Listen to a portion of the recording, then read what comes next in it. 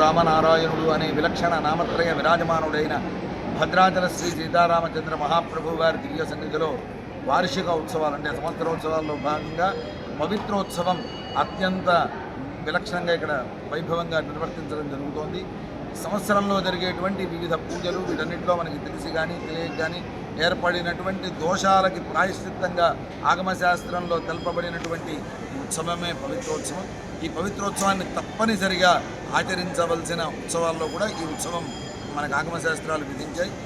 ఈ ఉత్సవాన్ని భద్రాచలంలో శ్రావణ పౌర్ణమిని ప్రధానంగా ఏర్పరచుకొని 5 రోజుల పాటు జరిగే పాంచాన్నిక దీక్షతో జరిగే విధంగా పెద్దలు ఈ ఉత్సవాన్ని ఇక్కడ ఏర్పరిచారు.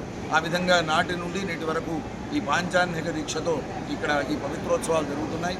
ఇవాళ ఆన్నిక దీక్షలో ఇవాళ 2వ రోజు. మొదటి రోజైనటువంటి నిన్నటి రోజు ఇక్కడ ఆలయంలో పవిత్ర అధివాసం అనేటువంటి కార్యక్రమం జరిగింది.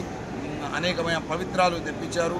ఆ పవిత్రాలన్నీ కూడా అధివాస పవిత్రాలని, దీక్షిత పవిత్రాలని, పరివార పవిత్రాలుగా 3 విభాగాలుగా వాటిని ఏర్పరిచి ఇక్కడ ఒక షట్కోణ మండలం, అదేవిధంగా వృత్తమండలం, సుదర్శన పద్మమండలం అని ఒక 3 రకాల మండలాలు వేసి అందులో వాసుదేవ సంకర్షణ ప్రజుమ్నుల్ని ఆవాహన చేసి అర్చించి ఆ మండలాల మీద ఈ పవిత్రాలను ఉంచి వివిధ మంత్రాలతో పంచసూక్తాలు, పంచోపనిషత్తులు, ప్రత్యేకంగా రామోపనిషత్తు, దివయోపనిషత్తు వీటన్నిటితో కూడా అభిమంత్రణ చేసి ఆ పవిత్రాలని చేయడం, అనేక హోమాదులు కూడా నిర్వర్తించడం జరిగింది.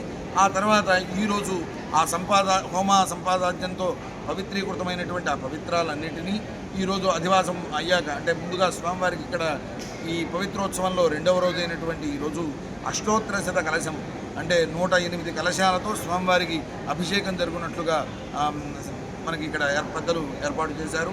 ఆ విధంగా స్థపనాన్ని అష్టోత్తరశత కలశాభిషేకం ఇప్పుడు జరగబోతోంది.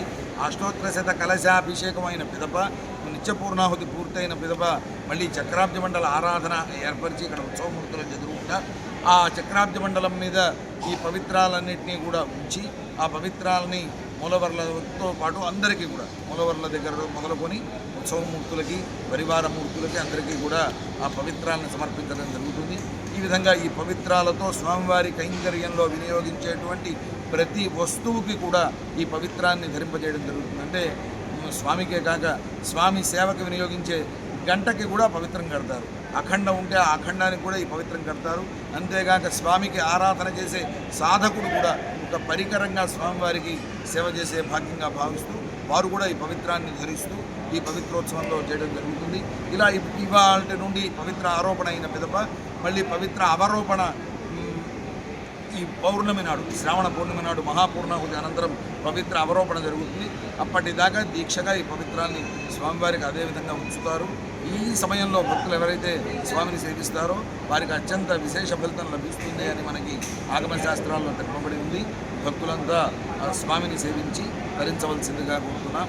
జై శ్రీరామ్. ఈ ఉత్సవాలన్నిటికీ కూడా దేవస్థానం వారు చాలా ప్రత్యేకమైన శ్రద్ధతో తగిన ఏర్పాట్లన్నీ కూడా గావించారు.